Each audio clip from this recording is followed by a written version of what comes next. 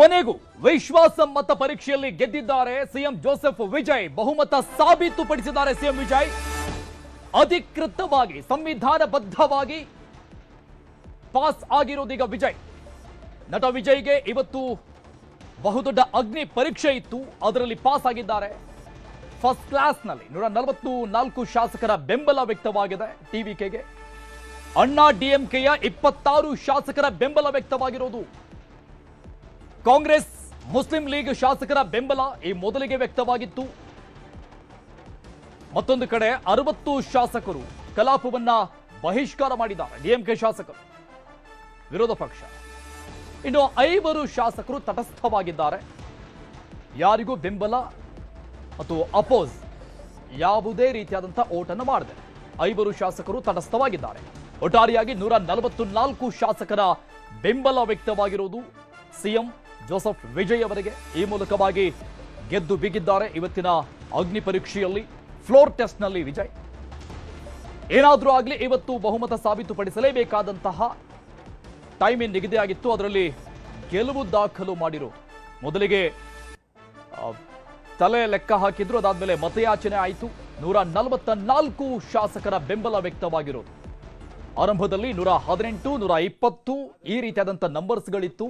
But ಅದೆಲ್ಲವನ್ನ ಮೇರೀಗ 144 ಶಾಸಕರ ಬೆಂಬಲ ಸರ್ಕಾರ. தீர்மானத்தை ஆதரித்தோர் 144,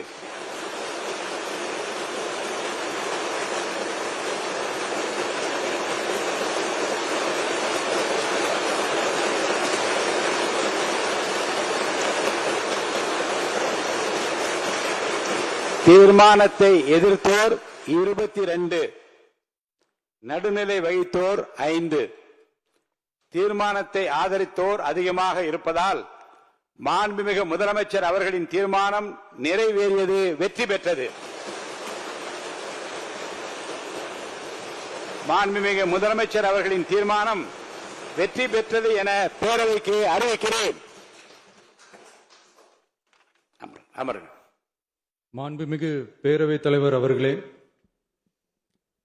முதலில் நம்பிக்கை தீர்மானத்தில் மக்களுக்கான இந்த ஆட்சியை, மனசாட்சி உள்ள மக்களாட்சியை ஆதரித்து வெற்றி பெற செய்த மாண்புமிகு உறுப்பினர்கள் அனைவருக்கும் நெஞ்சார்ந்த நன்றியை நமது அரசின் சார்பாக தெரிவித்துக் கொள்கிறேன்.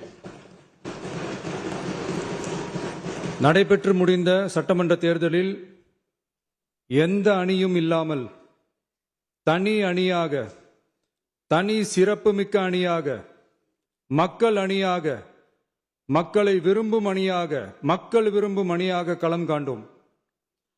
1967 and 1977 தேர்தல்கள் வாயிலாக அமைந்த சாமானியர்களின் அரசை போலவே 2026 சட்டமன்ற தேர்தல் வாயிலாக தமிழக வெற்றிக் கழகமும் சாமானியர்களின் அரசையே அமைக்கும் என்று மக்களிடம் தீர்மானமாக கூறினோம். மக்களும் நம் மீது நம்பிக்கை வைத்து தீர்மானமாக வாக்களித்தனர். வாகை சூடும் அந்த வரலாறு திரும்பியது. விசில் அலை வெற்றி அலையாக மாறியது. ஒரு விரல் புரட்சி விசில் புரட்சியானது. கட்சி ஆரம்பித்த 3 ஆண்டுகளுக்குள் 34.92% 1,72,26,208 வாக்குகளை மக்கள் தந்தனர். தமிழக வெற்றிக் கழகத்தை தனி பெரும் கட்சியாக சட்டமன்றத்திற்கு அனுப்பி வைத்தனர். கட்சி ஆரம்பித்த 3 ಆಂಡುಗಳಕ್ಕುಳ್ಳೇ ವಿಧಾನಸಭೆಯಲ್ಲಿ ಸಿಎಂ ವಿಜಯ್ ಜೋಸೆಫ್ ಅವರಿಗೆ ಬಹುಮತ ಕೊಟ್ಟ ನಂತರದಲ್ಲಿ ಅವರು ಧನ್ಯವಾದವನ್ನ ಅರ್ಪಿಸಿರುವಂತದ್ದು ಪ್ರತಿಯೊಂದು ಪಕ್ಷಕ್ಕೂ ಕೂಡ ಯಾರೆಲ್ಲ ತಮ್ಮ ಬೆಂಬಲಕ್ಕೆ ನಿಂತುಕೊಂಡಿದ್ದಾರೆ ಅವರಿಗೆ ಆ ದೃಶ್ಯವನ್ನ ನೋಡ್ತಾ ಇದ್ವಿ. 53 ಶಾಸಕ ಸ್ಥಾನಗಳನ್ನ ಗೆದ್ದಿದ್ದಂಥ ಡಿಎಂಕೆ, ಎಐಡಿಎಂಕೆ ಈಗ ಇಬ್ಬಾಗ ಆದ ನಂತರದಲ್ಲಿ ಒಂದು ಪಳನಿಸ್ವಾಮಿ ಅವರ ನೇತೃತ್ವ ಬಣ, ಮತ್ತೊಂದು ಷಣ್ಮುಗಂ ಅವರ ನೇತೃತ್ವದ ಬಣ, ಅದರಲ್ಲಿ 30 ಜನ ಶಾಸಕರುಗಳು ಟಿವಿಕೆಗೆ ಬೆಂಬಲವನ್ನ ವ್ಯಕ್ತಪಡಿಸುತ್ತಿದ್ರು. ಫೈನಲಿ 26 ಜನ ಅಂತ ಗೊತ್ತಾಗಿದೆ ಈಗ ಫ್ಲೋರ್ ಟೆಸ್ಟ್ ನಲ್ಲಿ. 26 ಜನ ಷಣ್ಮುಗಂ ನೇತೃತ್ವದ ಬಣ ಟಿವಿಕೆಗೆ ಬೆಂಬಲವನ್ನ ವ್ಯಕ್ತಪಡಿಸಿದೆ. 60 ಶಾಸಕರು ಅಂದರೆ ಎಲ್ಲರೂ DMK ಅವರು ವಾಕೌಟ್ ಮಾಡಿದ್ರು, ಸದನದಿಂದ ಹೊರಗೆ ನಡೆದ್ರು, ಬಹಿಷ್ಕಾರ ಹಾಕಿ. ಯಾಕಂದ್ರೆ TVKಗೆ ಪರಿಪೂರ್ಣವಾದಂತಹ ಬೆಂಬಲ ಜನರಿಂದ ಸಿಕ್ಕಿಲ್ಲ,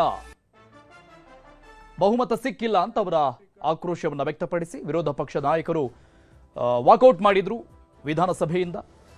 ಸೊ ಅಲ್ಲಿಗೂ ಕೂಡ 144 ಶಾಸಕರ ಬೆಂಬಲದ ಜೊತೆಗೆ ಇವತ್ತಿನಿಂದ ತಮಿಳುನಾಡಲ್ಲಿ ಸಿಎಂ ವಿಜಯ್ ಜೋಸೆಫ್ ಅತ್ಯದ್ಭುತವಾದಂತಹ ಬಹುಮತದೊಂದಿಗೆ ಸರ್ಕಾರವನ್ನು ಮುನ್ನಡೆಸಲಿದ್ದಾರೆ.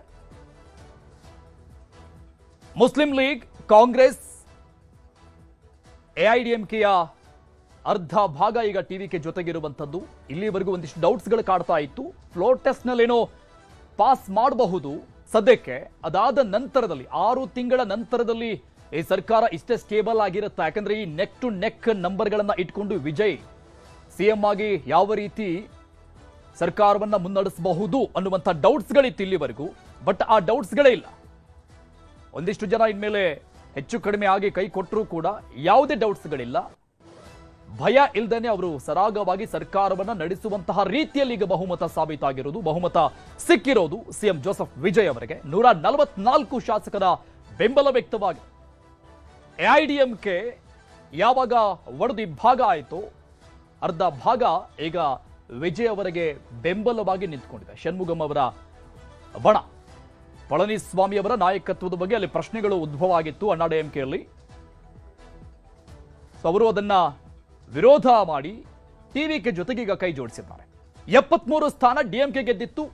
ಅದು ಕಾಂಗ್ರೆಸ್ ಮತ್ತು ಈ ಮುಸ್ಲಿಂ ಲೀಗ್, ಚಿಕ್ಕ ಪುಟ್ಟ ಪಕ್ಷಗಳು ಎಲ್ಲವೂ ಸೇರಿ.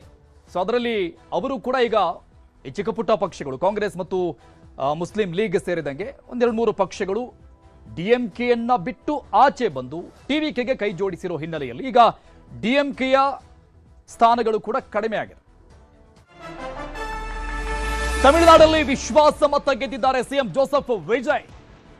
ಅತಿ ದೊಡ್ಡ ಅಗ್ನಿ ಪರೀಕ್ಷೆ ಇವತ್ತು ಅವರ ಪಾಲಿಗೆ. ಹಿಂದಿನ ಸರ್ಕಾರದ ಯೋಜನೆಗಳನ್ನ ನಾವು ಕೂಡ ಮುಂದುವರಿಸ್ತೀವಿ ಅನ್ನುವಂತಹ ಅಭಯ ಕೊಟ್ಟಿದ್ದಾರೆ ಸಿಎಂ. ವಿಶ್ವಾಸ ಮತ ಗೆದ್ದ ಬಳಿಕ ವಿಜಯ್ ಘೋಷಣೆ ಮಾಡಿರುವುದು, ಹಿಂದಿನ ಸರ್ಕಾರದ ಯಾವುದೇ ಕಾರ್ಯಕ್ರಮಗಳನ್ನು ನಾವು ಮೊಟಕುಗೊಳಿಸೋದಿಲ್ಲ, ಮುಂದುವರಿಸ್ತೀವಿ ಅಂತ ಹೇಳಿದ್ದಾರೆ. ತಮಿಳುನಾಡಲ್ಲಿ ವಿಶ್ವಾಸ ಮತ ಗೆಲುವು ಸಿಎಂ ಜೋಸೆಫ್ ವಿಜಯ್ ಅವರ ಕಡೆ. ವಿಶ್ವಾಸ ಮತ ಗೆದ್ದ ನಂತರದಲ್ಲಿ ಮೊದಲ ಘೋಷಣೆ ವಿಧಾನಸಭೆಯಲ್ಲಿ ನಿಂತು ಅವರು ಮಾತನಾಡಿದ್ರು. ಮೊದಲಿಗೆ ಎಲ್ಲ ಪಕ್ಷಗಳಿಗೆ ಬೆಂಬಲಿಸಿದವರಿಗೆ ಧನ್ಯವಾದ ಅರ್ಪಿಸಿದ್ರು. ಇದರ ಜೊತೆಗೆ ಹಿಂದಿನ ಸರ್ಕಾರದ ಎಲ್ಲ ಕಾರ್ಯಕ್ರಮಗಳನ್ನ, ಯೋಜನೆಗಳನ್ನ ನಾವು ಮುಂದುವರಿಸ್ತೀವಿ ಅಂತ ಘೋಷಣೆ ಕೂಡ ಮಾಡಿರೋದು.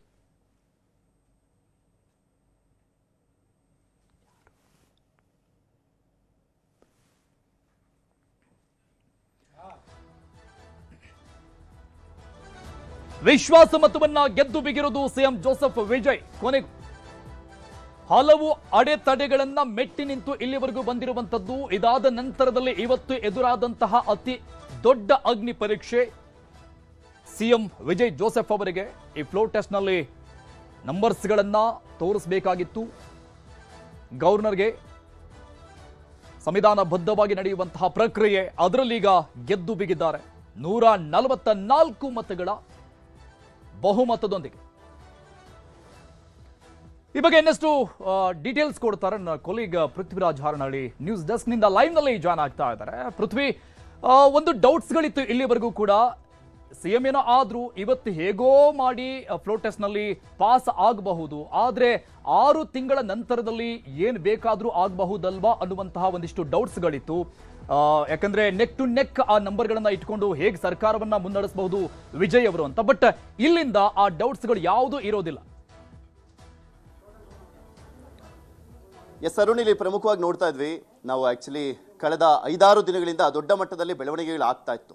4ನೇ ತಾರೀಕು ರಿಸಲ್ಟ್ ಬಂದ ಬಳಿಕ ಸಿಂಪಲ್ ಮೆಜಾರಿಟಿಯನ್ನ ತೋರಿಸಲಿಕ್ಕೆ ರಾಜ್ಯಪಾಲರು ಮ್ಯಾಜಿಕ್ ನಂಬರನ್ನು ತೋರಿಸುವಂಥ ನಿಟ್ಟಿನಲ್ಲಿ ವಿಜಯ್ಗೆ ಸೂಚನೆ ಕೊಟ್ಟಿದ್ದು, ಅದಾದಮೇಲೆ ಒದ್ದಾಡಿದ್ದು, 4 ದಿನಗಳ ಕಾಲ ಒದ್ದಾಡಿದ್ರು ಆ ಮ್ಯಾಜಿಕ್ ನಂಬರನ್ನು ಹೊಂದಿಸುವಂಥ ನಿಟ್ಟಿನಲ್ಲಿ. ಬಟ್ ಇವಾಗ ವಿಜಯ್ ಸರ್ಕಾರಕ್ಕೆ ಒಂದು ಸುಭದ್ರ ಸರ್ಕಾರ ಆಗಲಿಕ್ಕೆ ಎಷ್ಟು ನಂಬರ್ ಬೇಕು ಅನ್ನುವಂಥದ್ದು ಸಹಜವಾಗಿ ಕುತೂಹಲ ಇತ್ತು. 116 ಬೇಕಾಗಿತ್ತು ಈ ಬಾರಿಯ ಮ್ಯಾಜಿಕ್ ನಂಬರ್ ಅನ್ನ ಪ್ರೂವ್ ಮಾಡಬೇಕು ಅಂದ್ರೆ. ಯಾಕೆಂದ್ರೆ ಅಲ್ಲಿ -1 ಸ್ಪೀಕರು ಮತ್ತೊಂದ್ ಕಡೆ ಒಬ್ರು ಒಂದು ಓಟಲ್ಲಿ ಗೆದ್ದಿದ್ದಂತ ಹಿನ್ನೆಲೆಯಲ್ಲಿ ಅವ್ರದ್ದೊಂದು ಮೈನಸ್ ಆಗಿತ್ತು.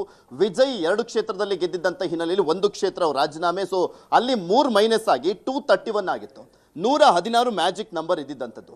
ಈ ಫ್ಲೋರ್ ಟೆಸ್ಟ್ ನ ಸಂದರ್ಭದಲ್ಲಿ ಎಷ್ಟು ಶಾಸಕರು ಅವರಿಗೆ ಬೆಂಬಲವನ್ನ ಕೊಡಬಹುದು ಅನ್ನುವಂತ ನಿರೀಕ್ಷೆ ಇತ್ತಲ್ಲ, ನಿರೀಕ್ಷೆಗೂ ಮೀರಿ ವಿಜಯ್ಗೆ ಬೆಂಬಲ ಸಿಕ್ಕಿದೆ.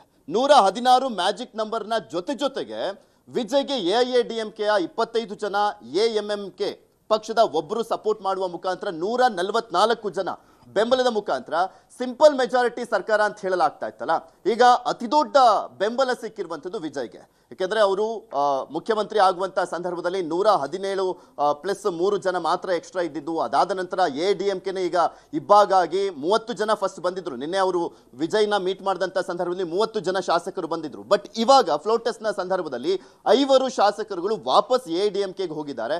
ಸೊ ಹೀಗಾಗಿ 25 ಜನ ಮಾತ್ರ ಈಗ ಬೆಂಬಲವನ್ನ ಕೊಟ್ಟಿರುವಂತದ್ದು. ಈ ಮುಖಾಂತರ ಎಲ್ಲೋ ಒಂದ್ ಕಡೆ ಮುಂದಿನ ಪ್ರತಿ ದಿನನೂ ಕೂಡ ಅವರು ಒಂದು ಆತಂಕವನ್ನು ಎದುರಿಸಬೇಕಾಗಿತ್ತು. ಸಿಂಪಲ್ ಮೆಜಾರಿಟಿ ಸರ್ಕಾರ ಯಾರು ಹೇಗೆ ಮಾಡ್ತಾರೋ, ಯಾವ ರೀತಿಯಾಗಿ ಅಲ್ಲಿ ಸಪೋರ್ಟ್ ಮಾಡ್ತಾರೋ ಇಲ್ವೋ ಅನ್ನುವಂಥ ಭಯ ಇತ್ತಲ್ಲ, ಆ ಭಯ ದೂರ ಆದಂತೆ ಆಗ್ತಾ ಇದೆ. ಎಐಎಡಿಎಂಕೆ ದೊಡ್ಡ ಶಾಸಕರ ಸಂಖ್ಯೆ ಅವರಿಗೆ ಬೆಂಬಲವನ್ನ ಕೊಟ್ಟಿರುವಂತ ಹಿನ್ನೆಲೆಯಲ್ಲಿ ವಿಜಯ್ ಈಗ ಫ್ಲೋರ್ ಟೆಸ್ಟ್ ಅನ್ನ ಗೆಲ್ಲುವ ಮುಖಾಂತರ ಇನ್ನ ಮುಂದಿನ 6 ತಿಂಗಳುಗಳ ಕಾಲ ಯಾವುದೇ ರೀತಿಯಾದಂಥ ಪ್ರಾಬ್ಲಮ್ ಇಲ್ಲ. ಬಟ್ ಇಲ್ಲಿ ಇರುವಂತದ್ದು ಈಗ ಅಂದ್ರೆ ಎಐಎಡಿಎಂಕೆ 25 ಜನ ಬಂದಿರುವಂತ ಹಿನ್ನೆಲೆಯಲ್ಲಿ 32 ಜನ ಬಂದಿದ್ರೆ ಯಾವುದೇ ರೀತಿಯಾದಂಥ ಪ್ರಾಬ್ಲಮ್ ಆಗ್ತಾ ಇರಲಿಲ್ಲ. ಎಐಎಡಿಎಂಕೆ ಮೈತ್ರಿಕೂಟವಾಗಿ 53 ಜನ ಶಾಸಕರು ಗೆದ್ದಿದ್ರು. ಆದರೆ ಸಿಂಗಲ್ ಪಾರ್ಟಿಯಾಗಿ ನೋಡೋದಾದ್ರೆ 47 ಜನ ಶಾಸಕರು ಗೆದ್ದಿದ್ರು. ಇದರಲ್ಲಿ ಈಗ 22 ಜನ ಶಾಸಕರು ಪಳನಿಸ್ವಾಮಿ ಜೊತೆನೆ ಉಳ್ಕೊಂಡಂತ ಹಿನ್ನೆಲೆಯಲ್ಲಿ ಉಳಿದಂತವರಿಗೆ ಪಕ್ಷಾಂತರ ನಿಷೇಧ ಕಾಯ್ದೆ ಅನ್ವಯ ಆಗುವಂತ ಚಾನ್ಸಸ್ ಇದೆ. ಸೊ ಅವರ ಶಾಸಕತ್ವನೇ ಈಗ ಹೋಗುವಂತ ಚಾನ್ಸಸ್ ಇರುವಂತ ಹಿನ್ನೆಲೆಯಲ್ಲಿ ಏನೇನಾಗುತ್ತೆ ಅನ್ನುವಂತ ಕುತೂಹಲ ಸಹಜವಾಗಿ ಈಗ ಇರುವಂತದ್ದು. ಕಾನೂನು ಹೋರಾಟಕ್ಕೆ ಏನಾದರೂ ಪಳನಿಸ್ವಾಮಿ ಮುಂದಾಗಿದ್ದೇ ಆದ್ರೆ ಅವರ ಶಾಸಕತ್ವನೇ ರದ್ದಾಗ್ಬಿಡುತ್ತಾ ಅನ್ನುವಂತ ಪ್ರಶ್ನೆಗಳು ಉಟ್ಕೊಂಡಿರುವಂತದ್ದು. 32 ಜನ ಶಾಸಕರು ಬಂದಿದ್ರೆ ಅಲ್ಲಿ ಯಾವುದೇ ರೀತಿಯಾದಂಥ ಪ್ರಾಬ್ಲಮ್ ಆಗ್ತಾ ಇರಲಿಲ್ಲ. ಫಾರ್ ಎಕ್ಸಾಂಪಲ್ ಈಗ ಮೊನ್ನೆ ಅಷ್ಟೇ ರಾಜ್ಯಸಭೆಯಲ್ಲಿ ಆಪ್ನವರು 9 ಜನರ ಪೈಕಿ 7 ಜನ ರಾಘವ್ ಚಡ್ಡಾ ನೇತೃತ್ವದಲ್ಲಿ ಬಿಜೆಪಿಗೆ ಸೇರ್ಕೊಂಡಂತ ಸಂದರ್ಭದಲ್ಲಿ ಅವರಿಗೆ ಪಕ್ಷಾಂತರ ನಿಷೇಧ ಕಾಯ್ದೆ ಯಾವುದು ಕೂಡ ಅನ್ವಯ ಆಗಲಿಲ್ಲ. ಬಟ್ ಇಲ್ಲಿ ಎಲ್ಲೋ ಒಂದ್ ಕಡೆ 32 ಜನ ಬಂದಿದ್ರೆ ಪಕ್ಷಾಂತರ ನಿಷೇಧ ಕಾಯ್ದೆ ಅನ್ವಯ ಆಗ್ತಾ ಇರಲಿಲ್ಲ. ಬಟ್ ಈಗ 25 ಜನ ಬಂದಿರುವಂತ ಹಿನ್ನೆಲೆಯಲ್ಲಿ ಪಕ್ಷಾಂತರ ನಿಷೇಧ ಕಾಯ್ದೆ ಅನ್ವಯ ಆಗುತ್ತಾ, ಅವರ ಶಾಸಕತ್ವನೇ ಹೋಗುತ್ತಾ ಅನ್ನುವಂಥ ಕುತೂಹಲ ಇದೆ. ಒಟ್ಟಲ್ಲಿ ವಿಜಯ್ ಸುಭದ್ರ ಸರ್ಕಾರ ಇರುವಂತ ನಿಟ್ಟಿನಲ್ಲಿ ಎಷ್ಟು ಮ್ಯಾಜಿಕ್ ನಂಬರ್ ಬೇಕಾಗಿತ್ತು ಅದನ್ನ ಪ್ರೂವ್ ಮಾಡಿದ್ದಾರೆ, ವಿಶ್ವಾಸ ಮತವನ್ನ ಗೆದ್ದಿದ್ದಾರೆ.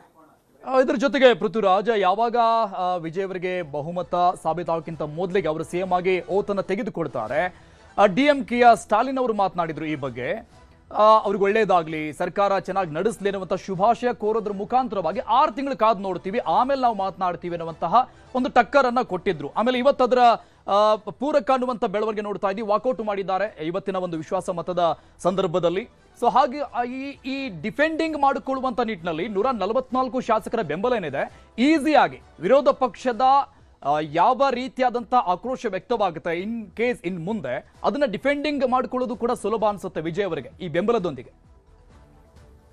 ಆಕ್ಚುಲಿ ಎಐಎಡಿಎಂಕೆ 47 ಜನ ಶಾಸಕರು ಮತ್ತೆ 59 ಜನ ಡಿಎಂಕೆ ಶಾಸಕರು ಏನಾದರೂ ಆಪೋಸಿಟ್ ಅಲ್ಲಿ ಕೂತಿದ್ರೆ ತುಂಬಾ ದೊಡ್ಡ ಮಟ್ಟದಲ್ಲೇ ಸವಾಲನ್ನ ಫೇಸ್ ಮಾಡಬೇಕಾಗಿತ್ತು ವಿಜಯ್. ಯಾಕೆಂದ್ರೆ ಇಬ್ಬರು ಕೂಡ ತುಂಬಾ ಎಕ್ಸ್ಪೀರಿಯನ್ಸ್ ಇರುವಂತ ವಿರೋಧ ಪಕ್ಷದವರಾದಂತಹ ಸಂದರ್ಭದಲ್ಲಿ ಪ್ರತಿಯೊಂದು ಅವರ ನಿರ್ಧಾರಗಳು, ನಿಲುವುಗಳಾಗಿರ್ಬೋದು ಅವೆಲ್ಲವೂ ಕೂಡ ಅವರನ್ನ ಪ್ರಶ್ನೆ ಮಾಡುವಂತ ನಿಟ್ಟಿನಲ್ಲಿ, ವಿಧಾನಸಭೆಯಲ್ಲಿ ಅಟ್ಯಾಕ್ ಮಾಡುವಂತ ನಿಟ್ಟಿನಲ್ಲಿ ಒಂದು ದೊಡ್ಡ ಮಟ್ಟದಲ್ಲಿ ಪ್ಲಸ್ ಆಗಿರೋದು ಆಪೋಸಿಟ್ಗೆ. ಬಟ್ ಇವಾಗ ಎಐಎಡಿಎಂಕೆ 25 ಜನ ಬಂದಿರುವಂತ ಹಿನ್ನೆಲೆಯಲ್ಲಿ ಸಹಜವಾಗಿ ಅವ್ರಿಗೊಂದು ಆನೆ ಬಲ ಬಂದಂತೆ ಆಗಿದೆ. ಇನ್ನೊಂದ್ ಕಡೆ ಮೆಚೂರ್ಡ್ ಪೊಲಿಟಿಕ್ಸ್ ಅಂತ ನೋಡ್ತೀವಲ್ಲ, ಸ್ಟಾಲಿನ್ ಅವರ ನಿರ್ಧಾರ ಪ್ರಮುಖವಾಗಿ ನೋಡ್ಬೇಕಾಗುತ್ತೆ. ಯಾಕೆಂದ್ರೆ ಅವರು 6 ತಿಂಗಳುಗಳ ಕಾಲ ಅವಕಾಶ ಕೊಡ್ತೀವಿ, ಅವ್ರು ಯಾವ್ಯಾವ್ದೆಲ್ಲ ಅಂದ್ರೆ ನಿರ್ಧಾರವನ್ನ ಮಾಡ್ತಾರೆ, ಏನೇನೆಲ್ಲ ಮಾಡ್ತಾರೆ ಅದೆಲ್ಲ ಮಾಡ್ಲಿ, ನಾವು ಅವ್ರ ಡಿಸ್ಟರ್ಬ್ ಮಾಡ್ಲಿಕ್ಕೆ ಹೋಗೋದಿಲ್ಲ ಅವ್ರಿಗೆ. ಯಾಕೆಂದ್ರೆ ಈ ಒಂದು ಅಧಿಕಾರವನ್ನ ನಡೆಸುವಂತ ನಿಟ್ಟಿನಲ್ಲಿ ಅವಕಾಶಗಳು ಬೇಕಾಗುತ್ತೆ, ನಿರ್ಧಾರಗಳನ್ನ ಕೈಗೊಳ್ಳುವಂತ ನಿಟ್ಟಿನಲ್ಲಿ ಅನುಭವ ಬೇಕಾಗುತ್ತೆ. ಸೊ ನಾವು ಯಾವುದೇ ರೀತಿಯಲ್ಲೂ ಕೂಡ ಅವರಿಗೆ ಡಿಸ್ಟರ್ಬ್ ಮಾಡಲ್ಲ ಅಂತ ಹೇಳಿದ್ರು. ಸೊ ಇದೇ ಒಂದು ದೊಡ್ಡ ಪ್ಲಸ್ ಪಾಯಿಂಟ್ ಅಂತ ಹೇಳಿದ್ರು ತಪ್ಪಾಗ್ಲಿಕ್ಕಿಲ್ಲ. ಸ್ಟಾಲಿನ್ ಅವರನ್ನ ಹೋಗಿ ಭೇಟಿಯಾಗಿ ಅವರ ಸಲಹೆಯನ್ನ ಕೂಡ ಪಡ್ಕೊಂಡಿದ್ರು ವಿಜಯ್ ಅವರು. ನಾವು ಉದಯನಿಧಿ ಸ್ಟಾಲಿನ್ ಮಾತನಾಡುವಂತ ಸಂದರ್ಭದಲ್ಲೂ ಕೂಡ ಅಷ್ಟೇ ವಿಧಾನಸಭೆಯಲ್ಲಿ ಹೇಳ್ತಾ ಇದ್ರು, ನಾವು ಯಾವುದಕ್ಕೂ ಕೂಡ ಅವರಿಗೆ ಅಡ್ಡಿಪಡಿಸೋದಿಲ್ಲ 6 ತಿಂಗಳುಗಳ ಕಾಲ, ಅದಾದ್ಮೇಲೆ ನಾವು ವಿರೋಧ ಪಕ್ಷವಾಗಿ ಏನ್ ಮಾಡಬೇಕು ಅದನ್ನ ಮಾಡ್ತೀವಿ ಅಂತ ಹೇಳಿದ್ರು ಅರುಣ್.